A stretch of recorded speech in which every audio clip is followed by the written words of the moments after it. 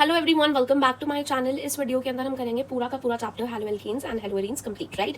सो इस चैप्टर के अंदर सारे टॉपिक्स करने वाले हैं ना, बट बिल्कुल बेसिक से इंट्रोडक्शन नहीं करेंगे, जैसे नोमेनक्लेचर क्या होता है या क्लासिफिकेशंस क्या होता है या हेलो एल्केन्स का मतलब क्या होता है। तो इतना बेसिक नहीं करेंगे, बट जो थोड़ी बहुत कंफ्यूजन है उनको मैं जरूर क्लियर करूंगी, right. So without wasting time let's get started. So ये तो हमें पता ही है कि हेलो एल्केन्स का दूसरा नाम एल्काइल हैलाइड्स होता है, हेलो एरीन्स का होता है एराइल हैलाइड्स, है ना। अब पहले before starting with the chapter मैं आपको कुछ इंट्रोडक्शन के अंदर ना कुछ बेसिक सी कंफ्यूजन बता देती हूँ जो कि हमें होती है, राइट। सबसे पहली चीज आती है जब हम हेलो एल्केन्स की बात कर रहे हैं ना, उस केस के अंदर हेलो एल्केन्स और हेलो एरीन्स दोनों की बात कर रहे हैं, तो हमारा जो हैलोजन है वो अटैच्ड होगा कार्बन के साथ, है ना। अगर वो कार्बन sp2 है, या फिर दूसरा केस हो सकता है कि वो कार्बन साथ अटैच्ड है, वो कार्बन sp3 है, राइट। तो अगर वो sp2 होगा तो उसके अंदर हमारे पास दो केसेस आते हैं, या तो विनाइलिक या फिर एराइल, जिसको हम विनाइल हेलाइड या फिर एराइल हेलाइड बोल देते हैं, राइट। और यहाँ पे मेरे पास अगैन दो केसेस आते हैं, इसमें मैं बोलती हूँ एलाइलिक एंड यहाँ पे होता है बेंजाइलिक। अब इसका मतलब समझना ध्यान से। अगर मैं कहती हूँ कि मान लो मेरा हैलोजन है वो कार्बन से अटैच्ड है और वो उस कार्बन से अटैच्ड है जो कि आगे डबल बॉन्ड बना रहा है, तो इस केस के अंदर जो मेरा कार्बन है जिससे हैलोजन अटैच्ड है वो तो sp3 हो जाएगा, है ना। बट आगे वो उस कार्बन से अटैच्ड है जहाँ पे डबल बॉन्ड बन रहा है, तो उस केस के अंदर हमारा sp3 के अंदर एलाइलिक केस आ जाता है, हाँ, ये एलाइलिक केस था। सिमिलरली ऐसे ही अगर बेंजाइलिक हो, यानी मेरा जो हैलोजन है मेरा वो ऐसे कार्बन के साथ अटैच्ड हो जो आगे बेंजीन रिंग के साथ अटैच्ड हो, तो वो मेरा हो गया बेंजाइलिक, राइट। देन अगर मैं बात कर रही हूँ विनाइलिक या फिर एराइल हेलाइड, है ना, तो उस केस के अंदर जो मेरा हैलोजन है वो उसी कार्बन से अटैच्ड है जो कि आगे डबल बॉन्ड बना रहा है, तो विनाइलिक। एंड सिमिलरली अगर मेरा हैलोजन डायरेक्टली बेंजीन रिंग के साथ अटैच्ड होगा तो मैं बोल दूंगी कि एराइलिक हेलाइड, है ना, एराइल हेलाइड बेसिकली। सो ये एक चीज थी जिसमें कंफ्यूजन होती है। सेकंड एक पॉइंट, हाँ, हमेशा याद रखना है कि जो परसेंटेज एस कैरेक्टर होगा that is going to be directly proportional to electronegativity, यानी कि अगर मेरा एस परसेंटेज एस कैरेक्टर ज्यादा है यानी कि इलेक्ट्रोनेगेटिविटी भी ज्यादा होगी। अब यहाँ पे मेरा परसेंटेज एस कैरेक्टर ज्यादा है, यहाँ पे मेरा परसेंटेज एस कैरेक्टर कम है, क्योंकि यहाँ पे 25% है, यहाँ पे 33% है, ठीक है। आई होप हमें समझ में आता है कि एस डिवाइडेड बाय हम टोटल देख लेते हैं ना, तो 4 हो जाता है ना, तो 1/4 इंटू 100 करके 25% हमारे पास आ जाता है, राइट। सो ये चीज हो गई क्लियर। इसके बाद एक और कंफ्यूजन होती है जेमिनल और विसिनल के अंदर, है ना। तो जब हमारे पास डाई हेलो एल्केन होता है, यानी ऐसा एल्केन होता है जहाँ पे हमारे पास बेसिकली दो हैलोजन ग्रुप अटैच्ड होंगे, है ना, तो उस केस के अंदर हमारे पास जेमिनल और विसिनल दो तरीके के केसेस आते हैं। अगर मान लो वो सेम ही, मान लो दिस इज दी चेन है मेरे पास, मान लो जो मेरे दो डाई हेलो एल्केन लगे हुए हैं वो हमारे सेम ही कार्बन के साथ लगे हुए हैं, मान लो वो सेम ही कार्बन के साथ ग्रुप लगे हुए हैं, राइट, तो हो जाएगा इस केस में मैं इसे बोलूंगी जेमिनल, राइट। बट अगर मान लो वो डिफरेंट के ऊपर लगे हुए हैं कुछ इस तरीके से, तो ये हो जाएगा हमारे पास विसिनल, राइट। तो जेमिनल में दोनों साथ में लगे हैं, विसिनल में अलग अलग लगे हैं। ये कुछ बातें थी जिसमें थोड़ी सी कंफ्यूजन रहती है, ठीक है, बाकी तो बिल्कुल ऑब्वियस हो जाती है, राइट। सो क्या कहा मैंने कि विनाइलिक और एराइलिक ये sp2 वाले हैं, एलाइलिक और बेंजाइलिक ये sp3 वाले हैं, ठीक है। ए बी यहाँ पे भी वैसे तो ए है, बट है ना। सो जेमिनल के अंदर आपका हैलोजन जो है वो दोनों एक ही कार्बन से अटैच्ड है, विसिनल में दोनों अलग अलग से अटैच्ड है। आई होप यहाँ तक क्लियर है ना। अब हम पता है किस तरीके से करने वाले हैं। हम सबसे पहले देखेंगे methods of preparation of halo alkene, है ना। पहले हम हेलो एल्केन का देखेंगे, उसके बाद हम हेलो एरीन का देखेंगे, फिर दोनों की फिजिकल प्रॉपर्टीज, फिर दोनों की केमिकल प्रॉपर्टीज देखेंगे, एंड लास्ट में हम पॉलीहैलोजन कंपाउंड्स भी देखेंगे, राइट। तो हम स्टार्ट करते हैं with the MOP of the hydrocarbons, है ना, MOP of the haloalkanes, I am so sorry, right. So यहाँ पे देखो एमओपी ऑफ हेलो एल्केन्स हम देखने वाले हैं अब। सबसे पहले तो मैं ना अपने एल्केन्स से बना सकती हूँ। सबसे पहले अगर मुझे बनाना है तो मैं एल्केन्स से जो है हेलो एल्केन्स को बना सकती हूँ। हेलो एल्केन्स क्या है बेसिकली आपका, इसके ऊपर सीएल नहीं बोलूंगी मैं, कोई भी एक्स ग्रुप लगा हुआ है, और एल्केन क्या है आपका, सिंपली आर ग्रुप है ना। तो मुझे बेसिकली उसके ऊपर एक्स जोड़ना है, और वो एक्स CL BR H आपका आयोडीन फ्लोरीन कुछ भी हो सकता है ना।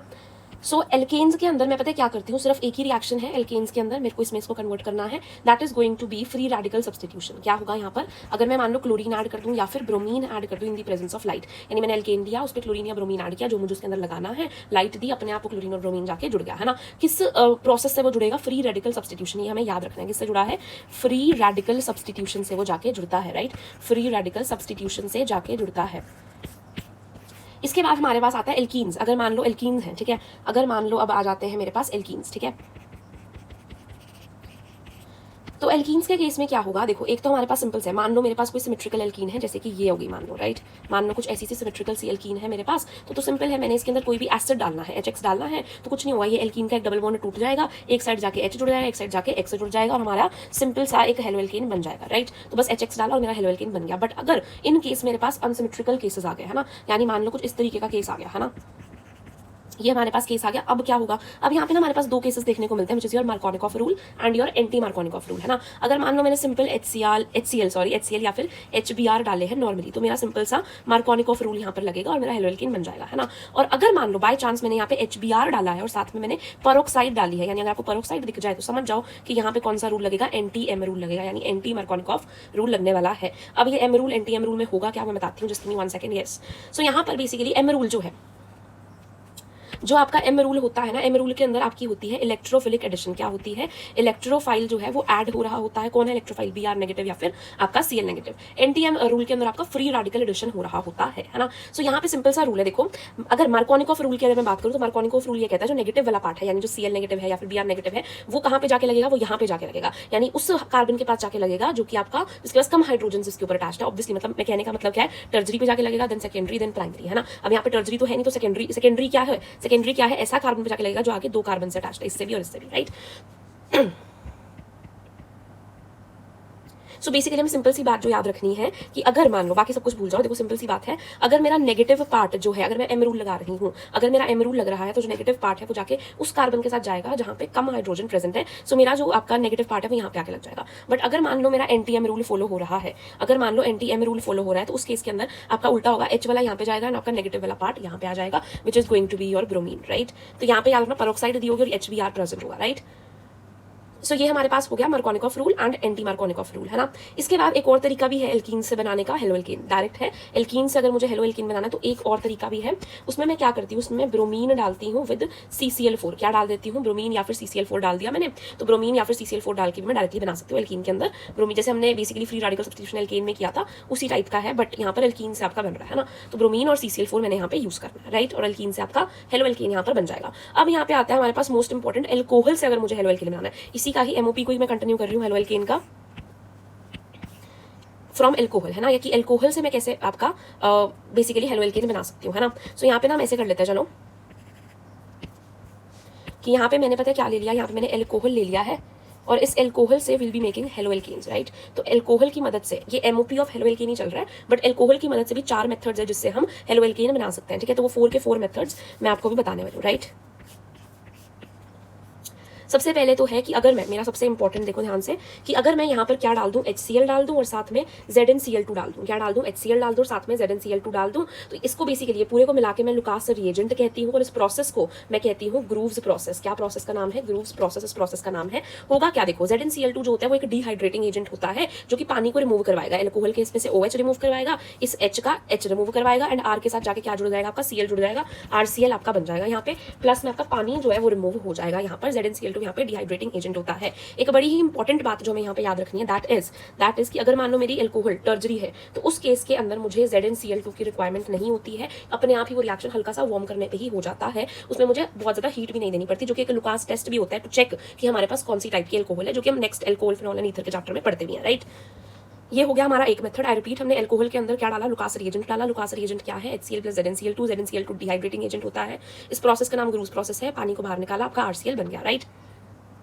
देन हमारे पास आता है सेकंड मेथड। सेकंड मेथड क्या है, बेस्ट मेथड जिसे हम कहते हैं। इसमें हम सिर्फ कुछ नहीं करते, SOCl2 डालते हैं और इसी प्रोसेस को हम डार्जन्स प्रोसेस भी कहते हैं। सबसे बेस्ट मेथड होता है, कौन सा मेथड है, बेस्ट मेथड होता है ये टू प्रिपेयर दी हेलोएल्केन। ऐसा क्यों, क्योंकि यहाँ पर जो हमारे पास है RCl तो बनेगा ही ऑब्वियसली, बट हमारे पास जो साइड प्रोडक्ट्स होंगे वो सारे के सारे गैसियस होंगे, वो उड़ जाएंगे, तो मुझे बाद में प्योरिफिकेशन करने की कोई जरूरत नहीं है। मेरे पास साथ में क्या बनेगा, SO2 बनेगा और साथ में HCl बनेंगे, बट दोनों ही गैसियस है तो उड़ जाएंगे, राइट। तो मुझे प्योर RCl जो है ROH से मिल जाएगा, ठीक है। इसी वजह से इसको बेस्ट प्रोसेस भी बोला गया। इसके बाद हमारे पास है दो और प्रोसेसेस। मान लो मैंने यहाँ पे डाला PCl3 डाला, दूसरे के अंदर मान लो मैंने यहाँ पे डाल दिया PCl5 डाल दिया, राइट। एक में PCl3, एक में PCl5। नाम आराम से पता चल रहा है मैं देखकर कि यहाँ पे भी मेरे पास RCl बनेगा, यहाँ पे भी RCl, but side products different होंगे। जब मैंने PCl3 डाला तो मेरे को एसिड मिलेगा, है ना, क्या मिलेगा, H3PO3 मिलेगा। एंड जब मैंने आपका PCl5 डाला तो मुझे POCl3 मिलेगा, right. Just give me 1 second.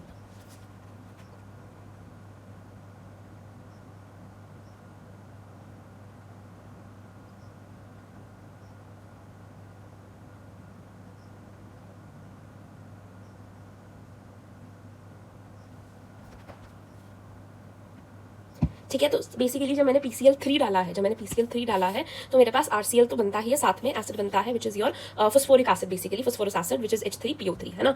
और जब मैंने आपके यहाँ पर डाला है PCl5 डाला है, तो मेरे पास POCl3 मिलेगा और साथ में मुझे HCl भी यहाँ पर मिलेगा, है ना। तो हमें कैसे याद करना है, कि देखो जहाँ पे PCl3 है यानी कम वाला है तो कम साइड प्रोडक्ट यानी एक ही बना, है ना। जब दो मतलब ज्यादा आ गया आपको PCl5 हो गया तो दो साइड प्रोडक्ट यहाँ पे बन रहे हैं, है ना। अब कहाँ पे कौन सा बन रहा है, तो याद रखो हर जगह पे मैंने एक एसिड देना है, तो मैंने यहाँ पे H3PO3 दे दिया, तो यहाँ पे मैंने HCl दे दिया, तो इस तरीके से याद रखना है। तो HCl के साथ क्या बन रहा है, POCl3 बन रहा है ना। HCl के साथ क्या बन रहा है, POCl3 बन रहा है, एंड यहाँ पे मेरे पास H3PO3 बन रहा है एक साइड प्रोडक्ट PCl3, यहाँ पे हमारे पास PCl5 के अंदर दो बन रहे होंगे साइड प्रोडक्ट, राइट। सो ये हमारा हो गया MOP ऑफ हेलो एल्केन, ठीक है। आई होप यहाँ तक चीजें क्लियर है ना। सो याद रखना PCl5 के अंदर दो साइड प्रोडक्ट हैं, कौन कौन, HCl और POCl3, और आपका PCl3 में H3OPO3, है ना।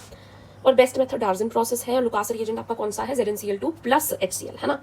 अब आगे बढ़ते हैं टुवर्ड्स दी नेक्स्ट पार्ट, इसी के अंदर ही हमारे पास लास्ट बात है। देखो हमने देखा कि हम ना जो बेसिकली क्लोरो एल्केन्स और ब्रोमो एल्केन्स तो बड़ी इजीली बना पा रहे हैं, but what about fluoro alkanes and iodo alkanes, वो हम इजीली नहीं बना पाते इन रिएक्शन से, क्योंकि वो बड़े ही एग्रेसिव रिएक्शंस होते हैं, राइट। तो इस वजह से हमें ना कुछ नेमिंग रिएक्शन का यूज करना, नेमिंग रिएक्शन कह रही हूं, सॉरी, हमें कुछ हेलाइड एक्सचेंज रिएक्शंस का यूज करना पड़ता है, ताकि हम क्या करें, देखो हम डायरेक्टली तो नहीं बना पा रहे हैं, पर हमें RF और RI भी तो चाहिए होता है ना। तो इनको बनाने के लिए हम क्या करते हैं, हम RX का यूज करते हैं, जो हमने ऑलरेडी पुराने मेथड से बनाया। ऑब्वियसली या तो ये Cl है या फिर ये Br है ना। तो हम इसके अंदर हेलाइड एक्सचेंज करवा देते हैं, नाम में लिखा हुआ है हेलाइड, यानी हाइड्रोजन जो है यहाँ पे एक्सचेंज हो जाएगा। तो मैं यहाँ पे पता क्या है, मेरे पास यहाँ पे दो नेमिंग रिएक्शंस है, पहला है स्वर्ट्स, दूसरा है Finkelstein. Very very important for the boards point of view भी और नीट के पॉइंट ऑफ व्यू से भी, है ना। तो पहला रिएक्शन मेरा यहाँ पे आ जाता है स्वर्ट्स रिएक्शन, एंड दूसरा रिएक्शन मेरे पास यहाँ पे आ जाता है, that is your Finkelstein reaction, है ना। दूसरा रिएक्शन आ जाता है फिंकलस्टीन रिएक्शन। सो देखो बड़ा सिंपल सा है, आपने ना यहाँ पर देखो, मुझे एक के अंदर मुझे RI बनाना है, एक में RF बनाना है। बहुत इंपॉर्टेंट है, F से जो स्टार्ट हो रहा है वहां पे आपका F नहीं बन रहा है, उल्टा है, प्लीज रिमेंबर, जो F से स्टार्ट हो रहा है वहां पे आपका RF नहीं बन रहा है। तो यहाँ पे आपका RI बनाना है, यहाँ पे मुझे RF बनाना है, ठीक है। ये भी चीज क्लियर हो गई। रिएक्शन तो सिंपल सा ही है, तो मैंने कुछ नहीं करना, मैंने एक्सचेंज कराना है, तो मैंने नॉर्मल RX लिया, जहाँ पे आपका RCl हो सकता है या फिर RBr होगा, है ना। और इसके अंदर मैंने क्या ऐड करवाया, AgF ऐड करवाया, है ना। AgF ऐड करवाया मैंने, बेसिकली Ag2F2 ऐसे करके ऐड करवाया, है ना। तो यहाँ पर मेरे पास क्या होता है ना, यहाँ पर मेरे पास AgX अपने आप में बाहर निकल जाएंगे और आपका RF यहाँ पर बन जाएगा, राइट। तो इस तरीके से मैंने यहाँ पर फ्लोरो एल्कीन बनवा लिया। सिमिलरली मैंने यहाँ पे अगर आयोडो बनाना है ना, तो मैं क्या करूंगी, मैंने अगेन RX लिया, पर साथ में मुझे अब NaI लिया। क्या लिया है मैंने, साथ में NaI लिया है, एंड अब मैं यहाँ पे मेरे पास क्या हो जाएगा, RI बन जाएगा और आपका NaX जो है वो बाहर निकल आएगा। बहुत इंपॉर्टेंट है, याद रखना है, आपका F में F नहीं बन रहा है, F में F नहीं बन रहा है, तो स्वर्ट्स में F बन रहा है, यहाँ पे आपका I वाला बन रहा है, राइट। एक और भी बड़ी इंपॉर्टेंट बात है कि यहाँ पर हमें जो है एसीटोन की जरूरत होती है, किसकी जरूरत होती है, एसीटोन की जरूरत होती है इन दी फिंकलस्टीन रिएक्शन। तो NaI और एसीटोन को हम इकट्ठे डालते हैं ना, NaI और एसीटोन को हम इकट्ठे डालते हैं। That's it for your methods of preparation of halo alkene, है ना। इसके बाद हम बात करते हैं methods of preparation of hello arene, right. Hello arene के मेथड्स ऑफ प्रिपरेशन काफी सिंपल हैं, ध्यान से देखें अगर हम तो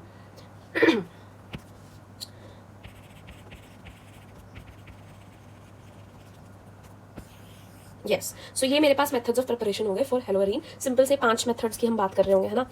फर्स्ट मेथड हमारे पास आ जाता है यहाँ पर ऑब्वियसली सैंडमेयर रिएक्शन। कौन सा रिएक्शन आ जाता है, सैंडमेयर रिएक्शन मेरे पास यहाँ पे आ जाता है। अब सैंडमेयर रिएक्शन के अंदर क्या है, हम देखो सोच के देखो, हम हेलो एरीन बना रहे हैं, है ना। तो हम सैंडमेयर रिएक्शन को बेसिकली स्टार्ट तो वैसे तो एनिलिन से करते हैं, क्योंकि एनसीईआरटी यहाँ पे ना BDS से स्टार्ट करती है, which is benzene diazonium salt, और बेंजीन डाइजोनियम सोल्ट जाके एनिलिन से बनती है, जो कि वो अमीन्स के चैप्टर में बताती है, विच इज वेरी इंपॉर्टेंट। मैं यहीं पर डिस्कस कर लेती हूँ। तो हमने यहाँ पे पता है क्या करते हैं, हम यहाँ पे ना एनिलिन देते हैं, दिस इज योर एनिलिन, है ना। तो ये आपकी एनिलिन है। इसके अंदर मैं क्या ऐड करती हूँ ना, इसके अंदर मैं ऐड करती हूँ NaNO2, साथ में HCl, और साथ में 273 केल्विन से लेकर 278 केल्विन तक का टेम्परेचर, 273 से लेकर 278 केल्विन का टेम्परेचर लेती हूँ यहाँ पर, है ना। और मेरे को क्या मिल जाता है, मुझे BDS मिल जाता है, which is benzene diazonium salt, है ना। ये होती है हमारे पास, दिस इज दी सॉल्ट। तो इसको मैं BDS कहती हूँ। यहीं से हमारे सारे रिएक्शंस ऑलमोस्ट स्टार्ट होंगे कि BDS से मुझे आपका हेल्वेरीन बनाना है ना। तो BDS के अंदर है ना, इसको मैं थोड़ा सा छोटा कर देती हूँ। सो BDS के अंदर ही मेरे पास यहाँ पर दो केसेस आ जाते हैं, देखो सैंडमेयर रिएक्शन है, दोनों ही सैंडमेयर रिएक्शन है। अगर मैं BDS के अंदर क्या डालूंगी, अगर मैं BDS के अंदर डालती हूँ Cu2Cl2 और साथ में मैं डालती हूँ HCl, ठीक है। और दूसरा केस है कि अगर मैं उसमें डाल दूँ Cu2Br2 और साथ में मैं क्या डाल दूँ, HBr डाल दूँ, राइट। तो मेरे पास यहाँ पे ऑब्वियसली क्लोरोबेंजीन बन जाएगा, यहाँ पे मेरे पास ब्रोमोबेंजीन। तो याद रखना है, सैंडमेयर में मैंने कौन सा रिएजेंट डाला, गेटरमैन में कौन सा डाला, रिएजेंट की मेन प्रॉब्लम है ना। तो सैंडमेयर के अंदर मैंने BDS से स्टार्ट किया, गेटरमैन में BDS से ही स्टार्ट कर रही होंगी। तो गेटरमैन में भी BDS से करेंगे, सैंडमेयर में मैंने BDS से किया, क्या डाला, Cu2Cl2 और HCl, उधर Cu2Br2 प्लस HBr, है ना। तो स्कोपर यहाँ पे बड़ा इंपॉर्टेंट है, देखो सिमिलरली मैंने यहाँ पे सेकंड रिएक्शन ले लिया गेटरमैन, है ना। गेटरमैन के अंदर भी दो केसेस आ जाएंगे, ये भी बीडीएस से ही स्टार्ट होगा, बट इसमें भी हमारे पास दो केसेस आ जाएंगे। अगर मान लो मैंने यहाँ पे डाल दिया कॉपर और HCl, कॉपर और HCl तो मेरे पास क्लोरोबेंजीन बन जाएगा। एंड अगर मान लो मैंने यहाँ पे डाल दिया कॉपर और HBr, है ना, कॉपर और HBr तो मेरे पास ब्रोमोबेंजीन बन जाएगा। तो यहाँ पे मुझे रिएजेंट याद रखने हैं, बाकी तो सिंपल सा ही है। सैंडमेयर में हम क्या डाल रहे हैं, Cu2 Cl2 और साथ में एसिड डाल रहे हैं HCl। देखो एसिड तो दोनों में ही आ रहा है, एसिड तो दोनों में सेम बात है ना, एसिड तो दोनों में ही जाएगा। सैंडमेयर और गेटरमैन में फर्क क्या है कि सैंडमेयर में मैंने Cu2 Cl2 को यूज किया, गेटरमैन में मैंने सिंपली Cu को यूज किया, दोनों केसेस में। यहाँ पे Cu2Br2, यहाँ पे मैंने Cu। तो याद रखना सैंडमेयर में मैंने बड़ा मॉलिक्यूल यूज किया यानी Cu2 Cl2, गेटरमैन में मैंने छोटा मॉलिक्यूल यूज किया, राइट। इसके अलावा हमारे पास नेक्स्ट रिएक्शन हो सकता है कि मैंने बीडीएस से ही स्टार्ट किया और यहाँ पे भी मेरे पास दो केसेस हो गए। अगर मान लो मैंने KI डाला और हीट कर दिया, क्या डाला, KI डाला और हीट कर दिया, तो मेरे पास क्या बन जाएगा, आयोडोबेंजीन बन जाएगी, है ना, बेंजीन उसके ऊपर आयोडीन ग्रुप। अगर अब देखो यहाँ पे N2 पॉजिटिव Cl नेगेटिव हटकर यानी बीडीएस में से ऊपर का हटकर हमारे पास बेसिकली हैलोजन लग रहा है ना। अगर मैंने यहाँ पे HbF4 डाला और साथ में हीट करा, क्या डाला, HbF4 डाला और साथ में मैंने हीट कर दिया, तो मुझे क्या मिल जाएगा, फ्लोरोबेंजीन यहाँ पे मिल जाएगा, है ना। तो यहाँ पे आयोडोबेंजीन, यहाँ पे फ्लोरोबेंजीन, ठीक है। सैंडमेयर में मैंने Cu2 Cl2 डाला, गेटरमैन में Cu डाला खाली, है ना, साथ में HCl तो दोनों केसेस में डाला। आई होप ये चीज़ क्लियर है। इसके अलावा हमारे पास दो रिएक्शन और आ जाते हैं। अगर मान लो यहीं पे लिख देते हैं इसको इरेज करके, अगर मान लो मैंने क्या किया, मैंने ना यहाँ पे अब बेंजीन लिया, मैंने एनिलिन नहीं लिया, ना ही मैंने बीडीएस लिया, यहाँ पे मैंने सिंपल सी बेंजीन ली है। बेंजीन के अंदर अगर मैं डालती हूँ क्लोरीन, है ना, और उसको मैं डार्क कंडीशन देती हूँ, है ना, अंधेरा दिया है और कोल्ड कंडीशन दी है, तो सिंपली मेरा क्लोरोबेंजीन यहाँ पर बन जाएगा, यहाँ पे क्लोरो ग्रुप जो है बेंजीन के साथ अटैच हो जाएगा, राइट। बट अगर मान लो मैंने यहाँ पे बेंजीन नहीं ली, टोल्यूइन ली। टोल्यूइन क्या होता है, जब आपका बेंजीन के साथ CH3 जुड़ा हुआ है, और सेम वही कंडीशन दी, क्लोरीन दिया, कोल्ड कंडीशन और डार्क कंडीशन दी, तो यहाँ पर क्या होगा, यहाँ पे क्या आपका CH3 हटके Cl लग जाएगा, सेम प्रोडक्ट बनेगा, नहीं। तो यहाँ पे हमारे पास बेसिकली क्या होगा ना, CH3 तो लगा ही होगा बट साथ में Cl भी लग जाएगा। तो यहाँ पे मेरे पास दो प्रोडक्ट बनते हैं, ऑर्थो और पैरा। इस पूरे चैप्टर के अंदर ऑर्थो और पैरा दो ही प्रोडक्ट बन रहे हैं। CH3 तो जुड़ा ही होगा, यहाँ पे Cl, यहाँ पे भी Cl, सॉरी, तो या तो आपको ऑर्थो प्रोडक्ट मिलेगा या फिर आपको पैरा प्रोडक्ट। ऑर्थो पैरा क्या होता है बता देती हूँ। मानो CH3 यहाँ पे जुड़ा तो इसको ऑर्थो पोजीशन कहते हैं, इसको मेटा, इसको पैरा कहते हैं, ना। तो यहाँ पे ऑर्थो पोजीशन पे Cl लगा तो इसे ऑर्थो प्रोडक्ट बोल दिया। अगर मेटा पे लगा तो मेटा बोल देती है, अगर पैरा पे लगा तो पैरा बोल दिया। तो यहाँ पे मुझे एक ऑर्थो दिखेगा और पैरा दिखेगा, दोनों प्रोडक्ट मुझे देखने को मिलेंगे। तो बेसिकली टोल्यूइन तो रहेगा ही रहेगा, बट Cl2 ऐड हो जाएगा। कहाँ पे ऐड होगा, ऑर्थो या फिर पैरा पे ऐड होगा, एक ही जगह पे। क्या दिया है मैंने, क्लोरीन दिया है और कोल्ड और डार्क कंडीशंस दिए, राइट। सो यहाँ तक हमारा ये वाला काम भी हो गया। अब हम बात करते हैं फिजिकल प्रॉपर्टीज के बारे में, है ना। पहले हम हेलो एल्केन की देखेंगे, फिर हम हेलो एरीन की फिजिकल प्रॉपर्टी देखेंगे। तो अब हम करते हैं chemical properties of halo alkene, है ना। यहाँ पे मुझे तीन मेनली चीज़ें देखनी है। पहले तो nucleophilic substitution reaction, then elimination reaction, उसके बाद reaction with metal, right. So yes, अगर मैं बात करूँ किसकी, chemical properties of halo alkane, right. सबसे पहली चीज़ जिसके बारे में मुझे बात करनी है, that is going to be your nucleophilic substitution reaction. Nucleophile को कुछ इस तरीके से करते हैं, न्यूक्लियस लविंग है यानी खुद के ऊपर नेगेटिव चार्ज होगा, राइट। तो यहाँ पर हम सबको पता है कि दो आपके पास आ जाते हैं, SN1 SN2, दो मैकेनिज्म्स आ जाते हैं, राइट। तो SN1 SN2 के बारे में जितनी भी चीज़ें बतानी चाहिए सारा कुछ बताऊंगी, बट पहले SN1 SN2 रिएक्शन होते कैसे हैं, है ना। तो याद रखना है, वन का मतलब है एक ही मॉलिक्यूल है, यूनिमोलिकुलर होता है, ये आपका बायोमोलिकुलर होता है, ठीक है। अब ऑब्वियसली बात है, जितना आपका जो आपका मॉलिक्यूल उसका उल्टा स्टेप्स है ना। यहाँ पे एक है तो यहाँ पे आपके दो स्टेप्स के अंदर आपका रिएक्शन होता है, यहाँ पे आपका रिएक्शन सिंगल स्टेप के अंदर ही हो जाता है, ठीक है। बाकी के सारे पॉइंट्स बाद में डिस्कस करेंगे, पहले रिएक्शन देख लेते हैं। सो बेसिकली हो क्या रहा है, हम किसकी केमिकल प्रॉपर्टी देख रहे हैं, यानी RX की देख रहे हैं ना। तो इसी बात होगी, और क्या देख रहे हैं, न्यूक्लियोफिलिक का एडिशन देख रहे हैं ना, न्यूक्लियोफिलिक सब्स्टिट्यूशन बेसिकली। तो ये न्यूक्लियोफिलिक जो सब्स्टिट्यूट करेगा किसको, X नेगेटिव को, यानी X नेगेटिव रिमूव होगा और न्यूक्लियोफाइल ऐड होगा। तो इसको हम दो मैकेनिज्म से कर सकते हैं, SN1 और SN2, जहाँ पे दो स्टेप्स में होना है। तो सिंपल सी बात है, दो स्टेप में हो रहा है, यानी पहले जो X है वो रिमूव होगा RX में से, और दूसरे स्टेप में न्यूक्लियोफाइल सिंपली ऐड हो जाएगा। सिंपल सी बात है। इसका रिएक्शन लिख के दिखाती हूँ एंड देन इसका रिएक्शन लिख के दिखाऊंगी, है ना। देखो ध्यान से देखो, यहाँ पे हो क्या रहा है, यहाँ पे मेरे पास दो स्टेप्स में रिएक्शन होगा। पहले स्टेप के अंदर जो मेरा RX होगा उसमें से आपका X नेगेटिव रिमूव हो जाएगा और R पॉजिटिव अलग हो जाएगा, दोनों अलग अलग हो जाएंगे, राइट। उसके बाद सेकंड स्टेप में क्या होगा, आपका ये जो R पॉजिटिव है इसके ऊपर न्यूक्लियोफाइल अटैक करेगा और आपका फटाफट से आपका R न्यूक्लियोफाइल बन जाएगा, है ना। अब जरूरी नहीं है कि आपका न्यूक्लियोफाइल इसी डायरेक्शन में आ, ऐसा भी हो सकता है कि न्यूक्लियोफाइल के इस साइड में लग जाए R, क्योंकि खाली है ना, कहीं से भी अटैक कर सकता है, राइट। राइट। तो यहाँ पे दो स्टेप्स हुए, हमें पता है कि जो स्लो स्टेप होता है वही हमारा रेट डिटर्मिनिंग स्टेप होता है। तो हमारा यही होगा स्लो स्टेप। तो दिखने से पता चल रहा है ऐसा क्यों, देखो ये हमारे पास एक स्टेबल प्रोडक्ट है, इसको अपने आप आयंस के अंदर तोड़ना ही हमारा स्लो स्टेप होगा, ऑब्वियसली बात है। और जो R पॉजिटिव है और न्यूक्लियोफाइल आपका नेगेटिव है तो इजीली अपने आप अट्रैक्ट हो जाएगा। इसमें क्या आपका वो थोड़ा सा इसमें आपको देर नहीं लगेगी, ये तो स्पॉन्टेनियस है, तो ये आपका स्लो हो जाएगा, यही आपका रेट डिटर्मिनिंग स्टेप भी हो जाएगा, right. On the other hand SN2 reaction के अंदर हमें पता है एक ही स्टेप में हो रहा है, यानी कि यहाँ पर आपका न्यूक्लियोफाइल साथ साथ ऐड होएगा और साथ साथ आपका लिविंग ग्रुप यानी कि आपका X नेगेटिव जो है रिमूव होगा। तो यहाँ पे भी हमारे पास RX होगा और साथ में न्यूक्लियोफाइल लिया होगा। एंड यहाँ पे ना एक इंटरमीडिएट स्टेज बनती है, ये कोई स्टेप नहीं है, इंटरमीडिएट स्टेज बनती है। यहाँ पे इंटरमीडिएट स्टेज में क्या हो रहा होता है ना, आपका जो न्यूक्लियोफाइल था, ये देखो R है, R के साथ X जुड़ा हुआ था, R के साथ जो X का बॉन्ड है वो धीरे धीरे टूटने लगता है और R के साथ जो न्यूक्लियोफाइल है वो जुड़ने लगता है। ऑब्वियसली बात है, यहाँ पे आपका न्यूक्लियोफाइल ना बैक साइड अटैक करता है, यानी कि न्यूक्लियोफाइल देखो यहाँ पे तो नहीं जुड़ेगा ना, क्योंकि यहाँ पे तो आपका ऑलरेडी X नेगेटिव है, ये आपका रिपल्शन शो करेगा, तो इसको पीछे से आके अटैक करना पड़ेगा, बैक साइड अटैक करता है। तो न्यूक्लियोफाइल आपका पीछे आके यहाँ पे जुड़ जाएगा, इसका बॉन्ड बन रहा होगा, उसका टूट रहा होगा, यही आपकी इंटरमीडिएट स्टेज होती है। यहाँ पे कोई 5 बॉन्ड नहीं बना रखे हैं कार्बन ने, बस वो जुड़ रहा है और वो टूट रहा है ना। ये आपका इंटरमीडिएट स्टेज है, एक ही स्टेप के अंदर आपका न्यूक्लियोफाइल R के साथ जुड़ जाएगा, X नेगेटिव आपका बाहर निकल जाएगा। बट वेरी इंपॉर्टेंट, यहाँ पे सिर्फ एक ही प्रोडक्ट मिलेगा, इन्वर्जन प्रोडक्ट मिलेगा। यहाँ पे मुझे रिटेंशन और इन्वर्जन दोनों प्रोडक्ट देखने को मिलेंगे, राइट। यानी जब हमें दोनों देखने को मिले तो उसी को ही हम क्या कहते हैं, उसी को ही हम रेसमिक मिक्सचर भी कहते हैं, है ना। सो ये बात हो गई यहाँ पर, है ना। अब कुछ एडिशनल पॉइंट्स है जिनके बारे में हम बात करेंगे। ये आपका SN1 रिएक्शन चल रहा है ना, SN1 रिएक्शन में आपका जो रेट है वो तो पहले सिर्फ इसी पर डिपेंड करेगा ना, रेट डिटरमिनिंग स्टेप। तो वो किस पर डिपेंड करेगा, सिर्फ इसके रिएक्टेंट यानी कि वो सिर्फ RX के रिएक्टेंट पर डिपेंड करेगा। RX कितना लिया उस पर डिपेंड करेगा, न्यूक्लियोफाइल कितना लिया उस पर डिपेंड नहीं करेगा, right. On the other hand इसमें तो आपका एक ही वो स्टेप के अंदर होगा, यहाँ पे आपके दोनों की कॉन्सेंट्रेशन जो है उस पर डिपेंड करेगा, राइट।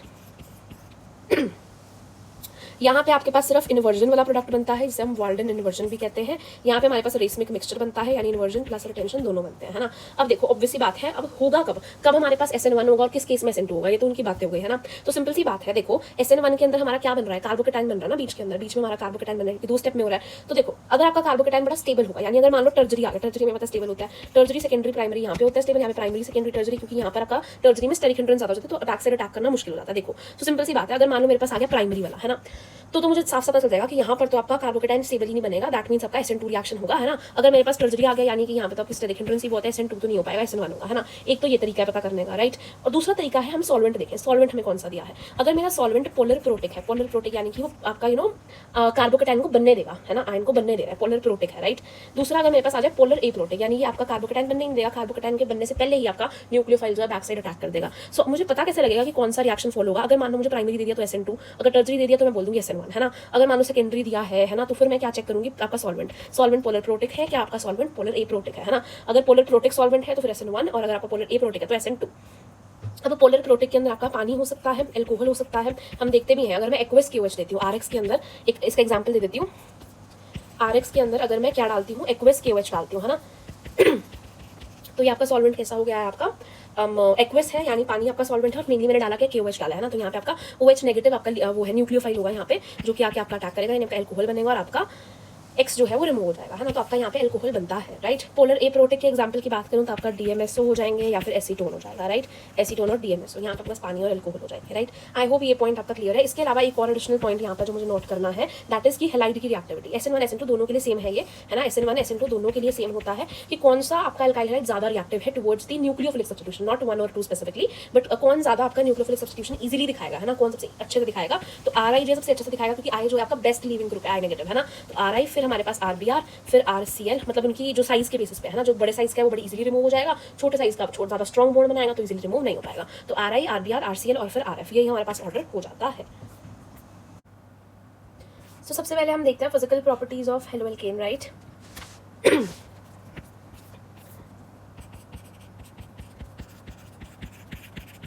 तो अगर मैं हेलोएल्केन की बात करती हूँ तो यहाँ पे अगर मोस्ट इंपॉर्टेंट बोलूँ तो यहाँ पे 2 ही सवाल पूछे जाते हैं, विच इज कि बॉइलिंग पॉइंट जो है उसका बारे में बता दो, एंड आपका सॉलिबिलिटी के बारे में। जब हम हेलोएल्केन की बात करते हैं तो बॉइलिंग पॉइंट पे क्वेश्चन आता है यूजुअली, या फिर सॉलिबिलिटी पे आता है, राइट। तो बॉइलिंग पॉइंट पे आ जाए तो सिंपल सा है, जिसका मॉलिक्यूलर मास जिस हेलोएल्केन का ज्यादा, उसका बॉइलिंग पॉइंट भी ज्यादा, एंड जिसमें ब्रांचिंग जितनी ज्यादा होगी उतना उसका बॉइलिंग पॉइंट कम हो जाएगा, जितनी स्ट्रेट चेन है उतना बॉइलिंग पॉइंट ज्यादा है, राइट।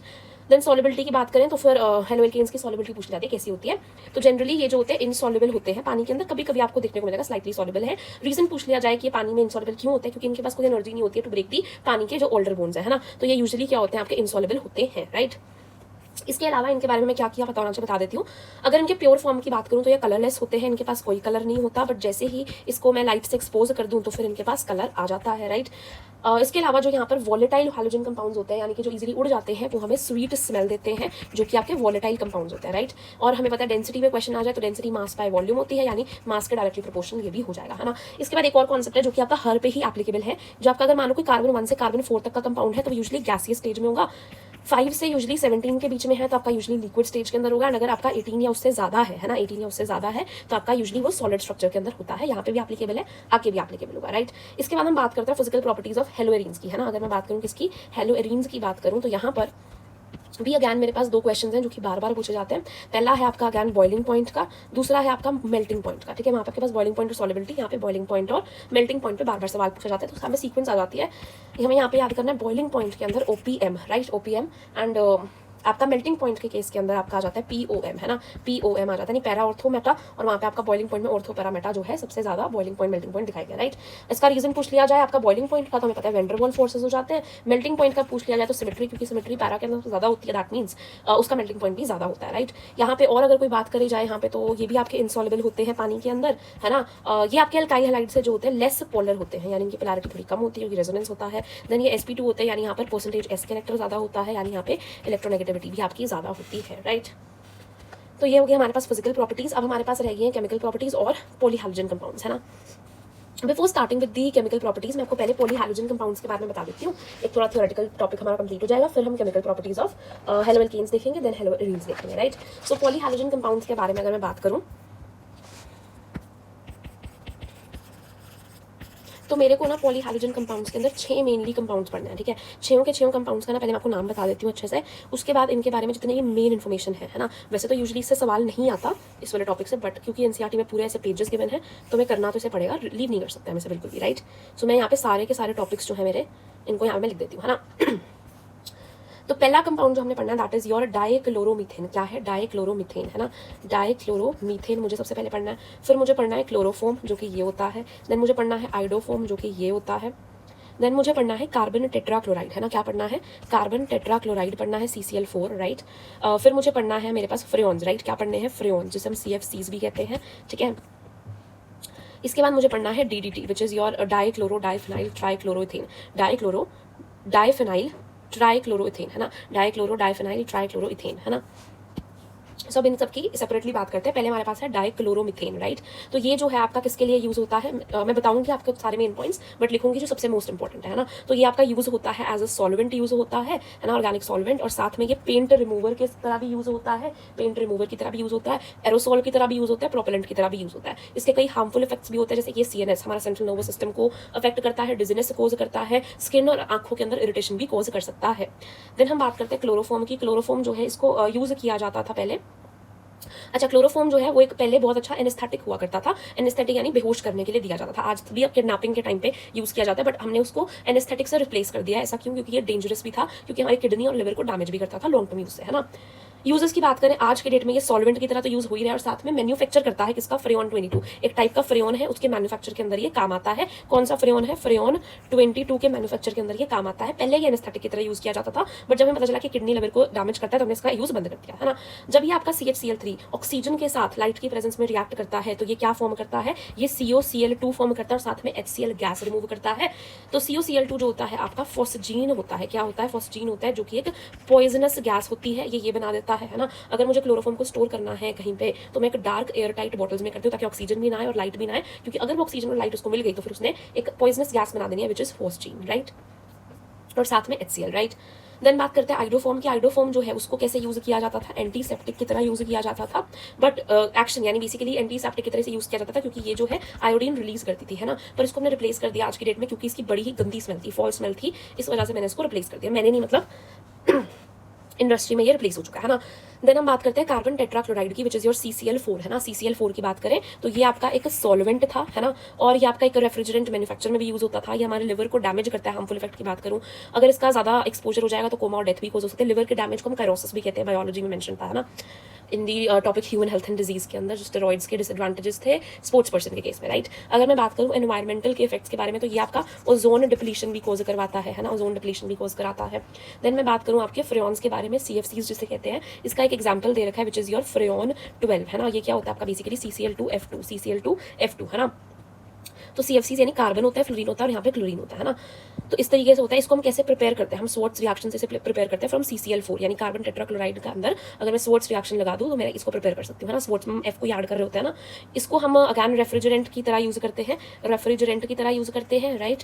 एसीज में यूज़ करते हैं, एरोसोल स्प्रे के अंदर यूज़ करते हैं। इसमें भी आपका ओजोन लेयर डिप्लीशन आपका ये कॉज करता है ना। ओजोन को डिप्लीट ये करवा रहा है। DDT आपका क्या होता है, डाइक्लोरो डाइफिनाइल टेट्राक्लोरो इथेन, राइट। टेट्राक्लोरो नहीं, सॉरी, ट्राइक्लोरो, है ना। तो ये आपका बेसिकली एक इंसेक्टिसाइड की तरह यूज होता है ना। ये प्रॉब्लम क्या है, इंसेक्ट रेजिस्टेंस डेवलप हो चुकी है आजकल, है ना। ये फिशेस को बड़ा टॉक्सिक होता है। एंड सबसे मेन प्रॉब्लम क्या है, ये फैटी टिश्यूज होते हैं उसमें एक्यूमुलेट हो जाता है, उसमें स्टोर हो जाता है DDT जो है, जिसे हम क्या कहते हैं, जिसे हम बायो एक्यूमुलेशन कहते हैं, है ना। ये बात भी हमें याद रखनी है। सो यहाँ पे जो मोस्ट इंपॉर्टेंट बातें थी मैंने लिख दी है यहाँ पर, है ना। तो CH2Cl2 यानी कि आपका डाइक्लोरो मीथेन की बात करूँ तो यहाँ पे आपका ये सॉल्वेंट था, पेंट रिमूवर था। और आपका बात करूँ देन आपका क्लोरोफॉर्म की, तो क्लोरोफॉर्म फ्रेऑन 22 की मैन्युफैक्चरिंग में यूज हो रहा था पहले। ये एक एनेस्थेटिक था, है ना। इसको मैं डार्क एयरटाइट बॉटल्स में क्यों स्टोर करती हूँ, क्योंकि ये ऑक्सीजन और लाइट से रिएक्ट करके फॉस्जीन बना देता है जो कि पॉइजनस गैस है, विच इज COCl2, है ना। CHI3 आपका आयोडीन रिलीज करके एंटीसेप्टिक प्रॉपर्टी शो करता है, फिर से रिजेक्ट करके दिया गया क्योंकि इसकी गंदी स्मेल थी।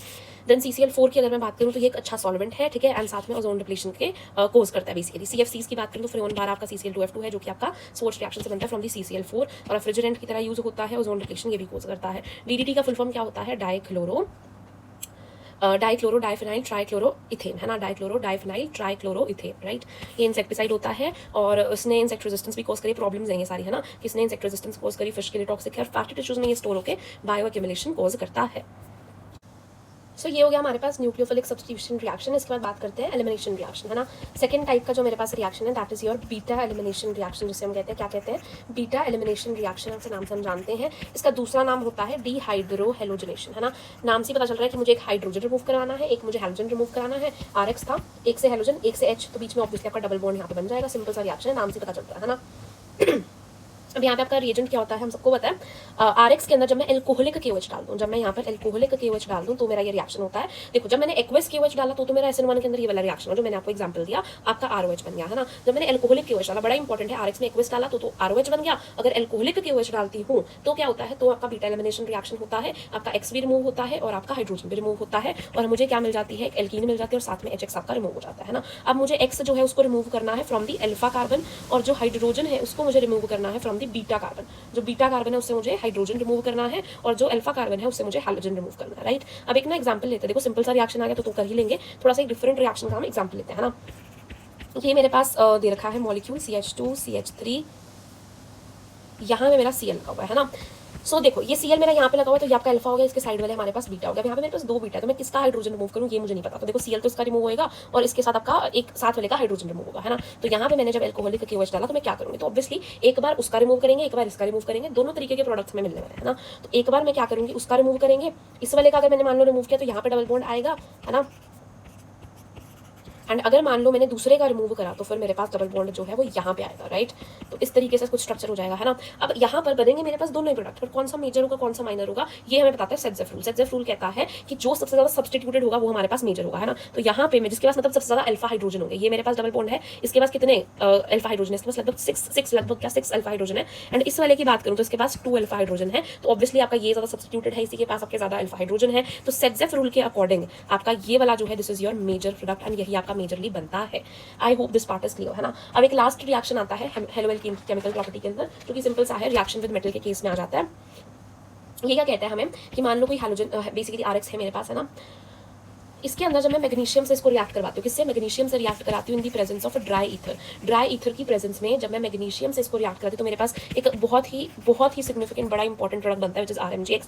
यहाँ पे R नेगेटिव होता है, MgX पॉजिटिव होता है ना। तो यहाँ पे मेरे पास ये प्रोडक्ट बनता है which is your Grignard reagent. आगे आने वाले चैप्टर्स में ये आपका बहुत इंपॉर्टेंट रिएजेंट होता है। तो अगर मैं आपका RX को मैग्नीशियम मेटल के साथ रिएक्ट करवाती हूँ, अगर मैं हेलो एल्केन को मैग्नीशियम मेटल के साथ रिएक्ट कराती हूँ in the presence of dry ether, तो मेरे पास एक बहुत ही इंपॉर्टेंट रिएजेंट बनता है which is your Grignard reagent. कौन सा रिएजेंट, ग्रिगनार्ड रिएजेंट यहाँ पे मेरे पास जाता है जब मैंने हेलो एल्केन को मैग्नीशियम के साथ रिएक्ट करवाया in the presence of dry ether. I hope यहाँ तक चीजें बिल्कुल बढ़िया तरीके से क्लियर है ना। अब हम बढ़ते हैं towards the next topic which is the chemical properties of the hello arenes, है ना। हेलो एरीन्स की अगर मैं बात करूँ तो यहाँ पे मेरे पास क्या क्या केमिकल प्रॉपर्टीज देखने को मिलती हैं। सो सबसे पहले तो ना एक पहले बात कर लेते हैं हम यहाँ पर सिंपल सी देखो हेलोएरीन्स जो होते हैं ना ये बहुत ज़्यादा लेस रिएक्टिव होते हैं towards the nucleophilic substitution reaction, है ना, बहुत ही कम रिएक्ट करते हैं towards the nucleophilic substitution reaction. जबकि हमने देखा हेलोएल्केन्स में सबसे मेन वही था हमारे पास SN1 SN2, है ना। अब ये यहाँ पे इतना कम रिएक्ट क्यों कर रहे हैं, इसके मेरे पास रीजन है ना। पहला रीजन मेरे पास क्या है, रीजन भी बड़े इंपॉर्टेंट है फॉर फंडामेंटल अंडरस्टैंडिंग ऑल्सो, और साथ में एग्जाम पॉइंट ऑफ व्यू से भी, है ना। तो पहला रीजन क्या है कि जो मेरे पास इलेक्ट्रॉन का पेयर होता है ना, यहाँ पे जो मेरा इलेक्ट्रॉन का पेयर होता है वो रेजोनेंस के अंदर चला जाता है ना। कोई भी मेरे पास एराइल हैलाइड है तो जो X नेगेटिव होगा, है ना, उसके पास जो इलेक्ट्रॉन का पेयर होगा वो आपका रेजोनेंस के अंदर चला जाएगा, है ना। इस वजह से इलेक्ट्रॉन बेसिकली आपका रेजोनेंस में चला जाता है और आपका डबल बॉन्ड जो है वो भी ऐसे घूमता रहता है। तो हमें क्या देखने को मिलता है, हमें पार्शियल डबल बॉन्ड कैरेक्टर देखने को मिलता है, पार्शियल डबल बॉन्ड कैरेक्टर देखने को मिलता है, जिस वजह से जो आपका ये बेंजीन रिंग है और आपका कोई भी हैलोजन है उसके बीच में मुझे पार्शियल डबल बॉन्ड का कैरेक्टर देखने को मिलता है, जिस वजह से ये जो बॉन्ड होता है ये बहुत ही ज़्यादा स्ट्रॉन्ग हो जाता है ना। अब इतना स्ट्रॉन्ग बॉन्ड हो जाएगा तो ऑब्वियसली बात है, तो ये Cl का जो रिमूवल है ये इतना आसान नहीं होगा, ये Cl का रिमूवल जो है मेरा डिफिकल्ट हो जाएगा, right. Partial double bond character की वजह से जो आपका Cl है उसका रिमूवल जो है वो थोड़ा टफ हो जाएगा, राइट। इसके बाद मैं नेक्स्ट बात करूँ हमारे पास, तो यहाँ पे मेरे पास क्या आता है, नेक्स्ट रीजन क्या है ना। नेक्स्ट रीजन मेरे पास क्या आ जाता है कि वहाँ पे जो नॉर्मल आपका हेलोएल्केन्स थे वो तो sp3 था, यहाँ पे आपका कार्बन sp2 होता है। sp2 होने की वजह से इलेक्ट्रोनेगेटिविटी ज़्यादा, क्योंकि परसेंटेज S कैरेक्टर ज़्यादा होता है तो वो और ज़्यादा इलेक्ट्रॉन्स को अपनी तरफ खींच के रखता है और वो इजीली लीव नहीं करता। जो आपका X नेगेटिव है वो इजीली लीव नहीं करता है ना। तीसरा रीजन क्या है, ऑब्वियसली वो इलेक्ट्रोनेगेटिविटी ज़्यादा है तो वो जो न्यूक्लियोफाइल ऐड होना होता है उसको रिपल्शन भी शो करता है, पूरा का पूरा ग्रुप ही, क्योंकि उसमें जो नेगेटिव चार्ज है वो रेजोनेंस में है तो पूरा का पूरा ग्रुप उसको रिपेल कर रहा होगा, राइट। फिर फोर्थ रीजन यहाँ पे मेरे पास क्या आता है कि SN1 तो वो बिल्कुल भी नहीं दिखा सकता, क्योंकि कार्बोकेटाइन बनाना होता है ना, कार्बोकेटाइन तो बन ही नहीं सकता यहाँ पे, क्योंकि एराइल हैलाइड जो होता है वो कार्बोकेटाइन अगर बनाएगी तो वो बड़ा ही ज्यादा अनस्टेबल हो जाता है, जिस वजह से आपका न्यूक्लियोफिलिक सब्स्टिट्यूशन रिएक्शन तो बड़ा ही ना मुश्किल हो जाता है, बड़ा ही लेस रिएक्टिव हो जाता है। बट फिर भी हमारे पास एक one of the most important reaction है which is your Dow's process, जिसके अंदर मुझे ये रिएक्शन देखने को मिलता है, जो कि कौन सा है, न्यूक्लियोफिलिक सब्स्टिट्यूशन रिएक्शन होता है। यहाँ पे हमारे पास क्या होता है ना, अब मैंने तो आपको बोल दिया कि ये बड़ा ही लेस रिएक्टिव है, तो फिर ये वाला क्यों दिखा रहा है, ये वाला तभी इतनी हार्श कंडीशंस में दिखाता है ना। तो हमारे पास क्लोरोबेंजीन यानी कि आपका वही हेलोएरीन हो गया है ना, क्लोरोबेंजीन जो है वो मुझे क्या बना के दे देते हैं, फिनोल। कितना ही इंपॉर्टेंट रिएक्शन होगा, सोचो कितने दोनों इतने फंडामेंटल है तो कितना इंपॉर्टेंट रिएक्शन है। बट बात यही है कि ये तो न्यूक्लियोफिलिक सब्स्टिट्यूशन रिएक्शन दिखाता नहीं, तो ये कैसे दिखा रहा है। तो यहाँ पे मुझे NaOH चाहिए होता है ना, ताकि OH नेगेटिव आ जाए, है ना। साथ में मुझे H+ भी चाहिए होता है और साथ में मुझे 623 केल्विन टेम्परेचर चाहिए होता है। सोच रहे हो कितना हाई टेम्परेचर है, नॉर्मल टेम्परेचर पे तो रिएक्शन हो ही नहीं सकता, इसको इतना हाई टेम्परेचर चाहिए जस्ट कि ये रिएक्शन हो जाए, है ना। 623 केल्विन टेम्परेचर के अंदर ही आपका रिएक्शन होता है, ठीक है। बट यहाँ पर अगर मैं यहाँ पे NO2 ग्रुप ऐड कर दूँ, मान लो 1 किया, 2 किया, 3 किया, है ना, यहाँ पे मैं NO2 ग्रुप को जब मैं ऐड करती हूँ ना तो क्या होता है, NO2 इलेक्ट्रॉन विड्रॉइंग ग्रुप है, ये इलेक्ट्रॉन्स को ले लेगा तो रिंग पे थोड़ा सा पॉजिटिव चार्ज ज्यादा आ जाएगा, है ना। तो पॉजिटिव चार्ज ज्यादा तो न्यूक्लियोफाइल को इजीली एक्सेप्ट करेगा, है ना। न्यूक्लियोफाइल जो होगा उसको इजीली एक्सेप्ट करेगा और न्यूक्लियोफाइल भी आपका ज्यादा अट्रैक्ट होगा, इस वजह से थोड़ा कम टेम्परेचर पे भी आपका रिएक्शन जो है वो फैसिलिटेट हो जाएगा। यानी कि अगर मैं NO2 को ऐड करूंगी तो मेरा रिएक्शन जो है वो फेवरेबल साइड पे मूव करेगा और थोड़े कम टेम्परेचर पे भी वो फॉलो हो जाएगा, है ना। बट स्टिल हमें यहाँ पे देखने को मिलता है डोज प्रोसेस कितने हाई टेम्परेचर पे होता है। इससे मुझे पता चलता है कि जो हेलोएरीन्स है वो बहुत ही कम रिएक्टिव है towards the nucleophilic substitution reaction. Reasons हमारे पास 4 है, मैंने आपको चारों बता दिए, राइट। इसके बाद ना हमें कुछ केमिकल रिएक्शंस देखने हैं, बेसिकली केमिकल प्रॉपर्टीज देखनी है ऑफ योर हेलोएरीन्स। बट उससे पहले 3 सिंपल से रिएक्शंस बता देती हूँ जो कि बहुत ही सिंपल है, Wurtz reaction, Wurtz Fittig reaction, Wurtz Fittig reaction, है ना। यहाँ पे रिएक्शन देख लेते हैं। सो यहाँ पे देखो वर्ड्स रिएक्शन, वर्ड्स फिटिक रिएक्शन और फिटिक रिएक्शन, ये सब रिएक्शंस यहाँ पे देख लेते हैं, तीनों रिएक्शंस। वर्ड्स रिएक्शन बड़ा ही सिंपल है, मैंने क्या करना है, RX लिए मैंने 2, है ना, साथ में मैंने क्या लिया, 2 Na ले लिया, 2 Na ले लिया मैंने RX के साथ, राइट। कुछ नहीं करना, यहाँ पे ड्राई ईथर की प्रेजेंस में पता है क्या होगा, ये Na और X जो है बाहर निकल जाएंगे, 2 NX और जो R और R है ना, 2 मॉलिक्यूल्स के आपस में जुड़ के एल्केन बना देंगे। सिमिलरली फिटिक के अंदर आपका रिंग वाला स्ट्रक्चर होगा, यहाँ पे सिंपल था, यहाँ पे रिंग वाला स्ट्रक्चर का सेम रिएक्शन, 2 रिंग्स जुड़ जाएंगे। वर्ड्स फिटिंग में आपका एक रिंग होगा, एक आपका नॉर्मल होगा, तो ये आपस में जुड़ जाएंगे। तो बेसिकली जब मुझे 2 इनको ऐसे जोड़ना है ना आपस में, तो मैं वर्ड्स रिएक्शन, फिटिक, वर्ड्स फिटिक बड़े इंपॉर्टेंट होते हैं कन्वर्जन्स के अंदर, बड़े ही हेल्पफुल भी होते हैं, है ना। सो यहाँ पे देखते हैं अब हम हमारे तीनों रिएक्शंस हो गए। इसके बाद लास्ट पार्ट है हमारे पास चैप्टर का, विच इज की अगर मुझे हेलोएरीन की केमिकल प्रॉपर्टीज देखनी है ना। यहाँ पर देखते हैं, मैंने ना यहाँ पे कोई हेलोएरीन बना लेती हूँ, जैसे मान लो मैंने ये बना लिया क्लोरोबेंजीन, है ना। अब इसी के बेसिस पे मैं आपको इसकी सारी केमिकल प्रॉपर्टीज समझा दूंगी, है ना। इसकी सारी केमिकल प्रॉपर्टीज हम यहीं से देख लेंगे। अब हेलोएरीन ले लिया मैंने यहाँ पर, इसकी केमिकल प्रॉपर्टीज देख लेते हैं। मेरे को मेनली आपको यहाँ पे 5 केमिकल प्रॉपर्टीज बतानी है ना, 5 केमिकल प्रॉपर्टीज बतानी है, 1 2 3 4 5, राइट। फर्स्ट केमिकल प्रॉपर्टी की बात करते हैं। फर्स्ट केमिकल प्रॉपर्टी जो है उसका नाम क्या है मेरे पास, हेलोजनेशन है। फर्स्ट केमिकल प्रॉपर्टी है हेलोजनेशन। दूसरी है मेरे पास नाइट्रेशन, क्या है दूसरी, नाइट्रेशन। थर्ड केमिकल प्रॉपर्टी है मेरे पास सल्फोनेशन, सल्फोनेशन राइट।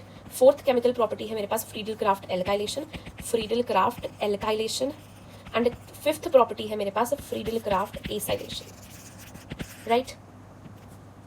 अब यहाँ पे देखो मेरे पास क्या है, सिंपल सी चीजें हैं। सबसे पहले हेलोजनेशन के अंदर क्या हो रहा है, मैंने क्या लिया है, हेलोरीन लिया है, क्लोरोबेंजीन लिया है। यहाँ पर मैंने ना सिंपली हेलोजनेशन करवाई है, तो मैंने मान लो Cl2 ही यहाँ पर ऐड करवा दिया है। तो यहाँ पर आपका सिंपली क्या होगा, देखो ऑलरेडी ये Cl तो था ही, कुछ नहीं होगा, आपके दो प्रोडक्ट बनेंगे। आपका ये Cl जो है ना बेसिकली जो मैंने ऐड किया है, ये आपका जाके ऐड हो जाएगा ऑन दी ऑर्थो और दूसरे प्रोडक्ट में पैरा में, यानी ये एक प्रोडक्ट बनेगा है ना, दूसरा प्रोडक्ट बनेगा ये मेरे पास। सिंपल सी बात है, ठीक है, इसमें कुछ भी याद करने वाला नहीं है। ऑर्थो पैरा हर केस में 5 प्रॉपर्टीज हम कर रहे हैं, 5 के अंदर हमारे पास ऑर्थो पैरा दोनों प्रोडक्ट बनेंगे, यानी कि जो आपका क्लोरोबेंजीन है वो तो एज इट इज रहेगा ही रहेगा, उसके साथ जाके आपका एक चीज जाके जुड़ जाएगी, हर में आपकी डिफरेंट होगी है ना। तो एक बार इस पे जाके जुड़ेगी एक प्रोडक्ट हो जाएगा, एक बार ये इस पे जाके जुड़ेगी एक प्रोडक्ट हो जाएगा। अब यहाँ पे आपका Cl जाके जुड़ेगा इन दी केस ऑफ हेलोजनेशन, जब मैंने क्लोरीन डाला। सेकंड केस है नाइट्रेशन का, यहाँ पे मैं डालती हूँ HNO3 या फिर मैं उसके साथ डालती हूँ H2SO4 है ना।